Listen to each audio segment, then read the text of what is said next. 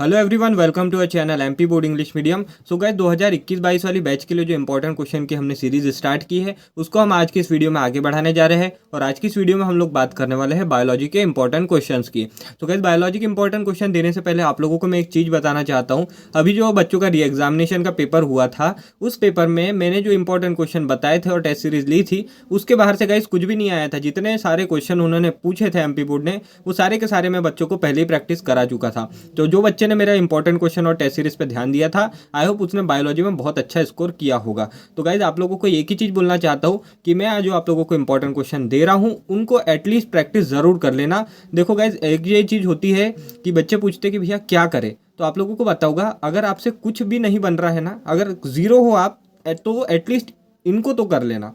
बाकी आप कुछ करो या ना करो, कम से कम इनको कर लेना तो आपकी बहुत हेल्प होगी गाइज, यही बोलना चाहता हूँ मैं। तो यही है इस वीडियो का भी इंटेंशन। तो आप लोगों को जितने भी मैं इंपॉर्टेंट क्वेश्चन दे रहा हूँ स्पेशली फॉर बायोलॉजी, तो उनकी एक्यूरेसी लगभग 90% होती है कि क्वेश्चन आएंगे। तो चैप्टर को बहुत एनालाइज करके मैं क्वेश्चन निकाल रहा हूँ और आप तक प्रोवाइड कर रहा हूँ। तो आप लोगों को ये क्वेश्चन को अपने नोट डाउन कर लेना अच्छे तरीके से, पेन और पेपर लेके बैठ जाइए। सारे आप लोगों को इंपॉर्टेंट क्वेश्चन बताता हूँ। तो बायोलॉजी के हम इंपॉर्टेंट क्वेश्चन डिस्कस करने वाले हैं। जैसा आप लोग जानते हैं, आप लोगों की बायोलॉजी में अभी कुछ चैप्टर जो है वो रिड्यूस हो चुके हैं। रिड्यूस चैप्टर को हटा देने के बाद हमारे पास जो चैप्टर्स बचते हैं वो अभी आप लोगों की स्क्रीन के सामने है। तो आज के इस वीडियो में हम लोग जिस टॉपिक पे बात करने वाले, जिस चैप्टर के बारे में बात करने वाले हैं वो है आप लोगों का चैप्टर नंबर 1, जिसका कि नाम है रिप्रोडक्शन इन ऑर्गेनिज्म। तो इस चैप्टर के आप लोगों को इंपॉर्टेंट क्वेश्चन में प्रोवाइड करने वाला हूँ। तो गाइस वीडियो में आगे बढ़ने से पहले आपको एक टीचर स्टडी एप्लीकेशन के बारे में बता देता हूँ, जिससे कि आप लोगों को ये सारे जो आंसर है इनको ढूंढने में काफ़ी ज़्यादा हेल्प होगी। अगर आप बोर्ड एग्जाम या जेई नीट जैसे कॉम्पिटिटिव एग्जाम की तैयारी कर रहे हो और आप लोगों को किसी तरह का डाउट आता है तो मैं आप लोगों के लिए इस वीडियो में एक अमेजिंग एप्लीकेशन लेकर के आया हूँ जिसका नाम है फिलो एप्लीकेशन। यहाँ की सबसे स्पेशल बात है कि यहाँ पे 24/7 एक्सपर्ट टीचर अवेलेबल रहते हैं। आपको कुछ नहीं, 3 ईजी स्टेप को फॉलो करना है। सबसे पहले प्ले स्टोर से जाकर के इस ऐप को डाउनलोड कर लेना है या नीचे दी गई लीड लिंक से आपको इसको डाउनलोड कर सकते हैं। दूसरे स्टेप में आपको सिंपली अपना नंबर डाल के रजिस्ट्रेशन कंप्लीट करना है। तीसरे स्टेप में आपको क्वेश्चन की फोटो खींचना है, यहाँ पर टाइप करना है। जैसे ही आप अपना क्वेश्चन पूछेंगे विदिन 60 सेकंड यहाँ पे एक्सपर्ट टीचर आकर के आपके क्वेश्चन का आंसर देंगे, वो भी वीडियो कॉल पे, जिससे कि आपकी पूरी कंसेप्ट क्लियरिटी हो जाएगी और जितने भी आपके सारे डाउट्स है वो सारे जो टीचर है एक्सपर्ट टीचर वो क्लियर कर देंगे और आपका सारा डाउट पूरी तरह से क्लियर हो जाएगा। तो गाइस देरी किस बात की है, देखिए कितना बढ़िया एप्लीकेशन मैंने आपको सजेस्ट किया है।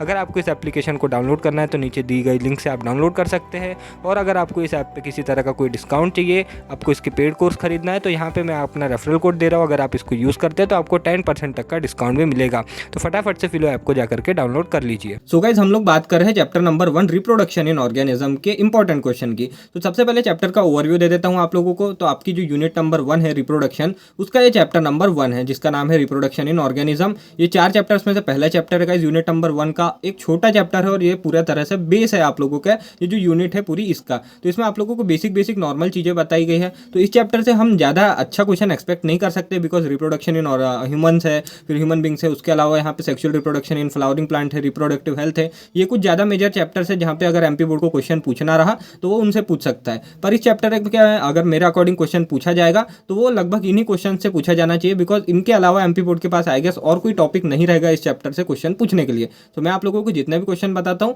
उनको अच्छी तरीके से नोट डाउन कर लीजिए। और मैं आप लोगों को एक और बात बोल देता हूँ कि ये इसमें से एक भी ऐसा क्वेश्चन नहीं है जिसका आंसर आप लोगों को एनसीईआरटी बुक में ना मिले। तो अगर एनसीईआरटी बुक आपके पास है तो आप बहुत ही ईजिली इन सारे क्वेश्चन के आंसर फाइंड आउट कर सकते हैं। तो हम स्टार्ट करते हैं क्वेश्चन नंबर 1 से।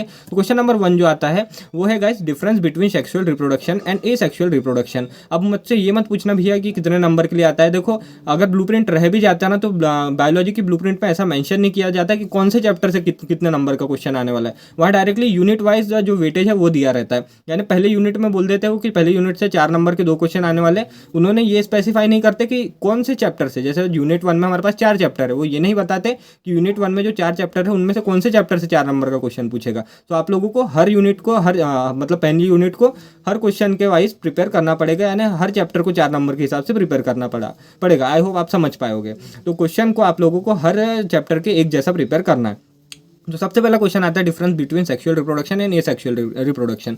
बेसिक सा क्वेश्चन 9th और या 8th क्लास से हम लोग पढ़ते आ रहे हैं। अगर आप सीबीएसई से हो तो बहुत इजीली आप लोगों से बन जाना चाहिए। देखो क्वेश्चन का वेरिएशन बता दे रहा हूँ। यहाँ पे पूछा है डिफरेंस, इसी को अगर थोड़ा सा तोड़ के पूछ ले तो ये ऐसे पूछ सकता है what is sexual reproduction explain, या फिर what is asexual reproduction explain. तो आप लोगों का अगर कंसेप्ट क्लियर है तो आप दोनों क्वेश्चन बहुत ईजिली अटेम्प्ट कर सकते हो। आप लोगों को बस मैं क्वेश्चन का वेरिएशन बता रहा हूँ कि पूछना चाहे तो क्वेश्चन इस तरीके से भी पूछ सकता है। ये हर चीज़ हर क्वेश्चन में लागू होता है, ठीक है। दूसरे नंबर का क्वेश्चन आता है describe pre fertilization and post fertilization event. तो क्या होते हैं प्री फर्टिलाइजेशन इवेंट और क्या होते हैं पोस्ट फर्टिलाइजेशन इवेंट। तो प्री फर्टिलाइजेशन इवेंट में गाइस आप क्या लिखेंगे, फर्टिलाइजेशन से पहले की चीजें। तो फर्टिलाइजेशन से पहले क्या क्या होता है, सबसे पहले गैमिट्स बनते हैं। प्री फर्टिलाइजेशन इवेंट हो गया गैमेटोजेनेसिस यानी गैमिट्स का फॉर्मेशन। पोस्ट फर्टिलाइजेशन है ना, फर्टिलाइजेशन होने के बाद फिर क्या बनता है, ज़ायगोट बनता है। तो इसी तरह आप लोगों को चीज़ों को एक्सप्लेन करके लिखना आना चाहिए, दैट्स इट। तीसरा क्वेश्चन आता है व्हाट इज फर्टिलाइजेशन। तो फर्टिलाइजेशन क्या होता है, अगर जिस बच्चे को ना अगर आप लोगों को आता है तो तुरंत अभी कमेंट कर दो कि फर्टिलाइजेशन क्या होता है। बहुत इजी से 2 लाइन की डेफिनेशन होती है, ऑलराइट। चौथा नंबर का क्वेश्चन आता है गाइज यहाँ पे what is better mode of reproduction, sexual और asexual reproduction, explain with proper reasons. तो क्या होता है, मेरे अकॉर्डिंग तो सेक्सुअल रिप्रोडक्शन होता है। आप लोग अगर एसेक्सुअल सोच रहे होगे तो उसका रीजन जरूर बताइएगा। Sexual reproduction better mode of reproduction है, क्यों, क्योंकि ये प्रमोट करता है चेंजेस को।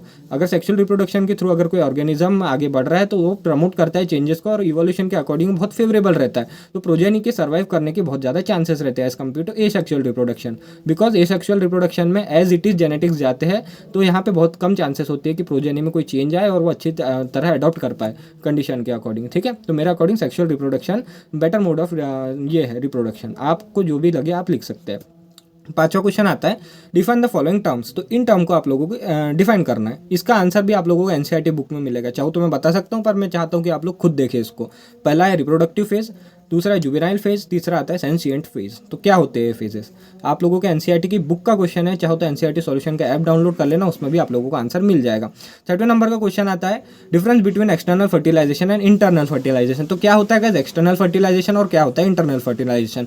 जब फर्टिलाइजेशन बाहर हो रहा है, बॉडी से बाहर हो रहा है तो उसको कहते हैं एक्सटर्नल, और जब बॉडी के अंदर हो रहा है तो उसको कहते हैं इंटरनल। तो इसको आपको एक्सप्लेन करना है। 1-2 एग्जाम्पल आप लोगों को लिखते हुए आना चाहिए, बहुत ईजी सा क्वेश्चन। 7वें नंबर का question difference between gametogenesis and embryogenesis. क्या होता है gametogenesis, formation of gamete is called gametogenesis. इसको आपको डिस्क्राइब करना पड़ेगा फिर 2-4 पॉइंट और एम्ब्रियोजेनेसिस मतलब फॉर्मेशन ऑफ एम्ब्रियो, कैसे बनता है, क्या होता है, उसके बाद क्या निकल के आता है, सब चीज आप लोगों को लिखना है। बहुत ईजी सा क्वेश्चन।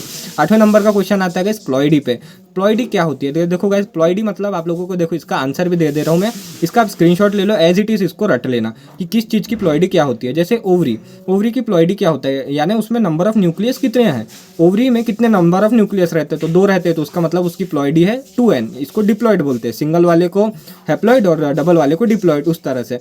एंथर की प्लॉइडी क्या होती है, तो इसकी भी 2n। एग, एक एग में कितने न्यूक्लियस होते हैं, तो ओनली 1, तो इसकी प्लॉइडी होती है n। 2 है तो 2n, 3 है तो 3n। न्यूक्लियस, प्लॉइडी यानी न्यूक्लियस, नंबर ऑफ न्यूक्लियस कितने हैं। चौथा पोलन क्या होता है, पोलन हैप्लॉइड होता है, पोलन ग्रेन में एक ही न्यूक्लियस होता है। तो उसके अलावा मेल गैमेट, ये भी n है। जायगोट, जायगोट फेल और फीमेल दोनों मिल गया, इसके बाद ही तो जब मेल गैमेट और फीमेल गैमेट मिला तभी तो जायगोट बना ना, तो इसकी प्लॉइडी क्या होगी 2n। तो इस तरह से आप लोगों को इसको याद कर लेना, पूछा गया तो 1 नंबर के लिए बहुत अच्छा क्वेश्चन बनता है।